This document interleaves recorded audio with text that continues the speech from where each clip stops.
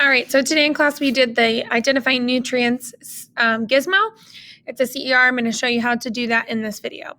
So first thing, when you open your document, you are going to need to open it in Cami. The way we do that is you can see I have my PDF open here, open with Cami. The next thing that you need to do is open a tab. We want to authorize for Google. This is perfect because we probably haven't done this since last year. All right, perfect. So next up, we want to open ClassLink in another tab. And I'm going to go ahead and split my screen. On your Chromebooks, you click the tab and pull it to the left until you can kind of see the outline of it. And then you want your nutrients on the other side. So let me split my screen real fast. All right, in the ClassLink, we're going to go to Gizmo. It's the light bulb icon. And yours might look a little bit different. Your class is probably already going to pop up. So in biology, you should have the Identifying Nutrients Gizmo at the top. So I have my Gizmo open. I'm going to go ahead and launch it. And my experiment here. So the first thing it tells us to do is to click and drag food sample E. I'm going to click a different food sample so that I'm not giving you away the answers. And then we are going to select test under the first test, which is the Benedict's test.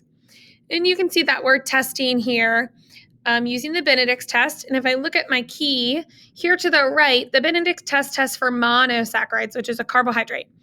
And if the test changes to orange, I would say that that test is positive. So my test did not change to orange. So in my table here, my evidence table, I would put a negative sign if I had sample D here to the right. So negative sign for if the test comes back negative. And then for my test results, are these present? If the Benedict's test would be positive, then I would say that that food sample does have monosaccharides in it. It is present. The Lugol test tests for starches. So if I test that and it changes to purple, I would say that that test is positive. So I'll give it a second and then I'll just go ahead and test all of them. So that did not change to purple. That one is negative. So I would put a negative sign under the Lugol test and say that starches are not present. Next is the protein test, the Biuret test, and the positive for that is purple. So this sample did come back positive, so I would put a plus sign there. And are these present for proteins? I would put a yes. Yes, proteins are present in the sample. Last, I'm going to test lipids, so go ahead and do that. And if my test comes back red with spots, then I would say that that test is positive. And then this sample has proteins and lipids in it. You are going to test the food samples E, M, and A. So let me reset my Gizmo. So you will grab E, M, and A from over here into your food sample holder. Go through all 4 tests. Tell me if these macromolecules are present. Then you're going to make a claim. Which sample is mashed potatoes? Which sample is apples? Which sample is steak? So you'll put your letters E, M, and A here. Then the last and third thing you will do is write out the reasoning. So remember, our reasoning justifies our claim.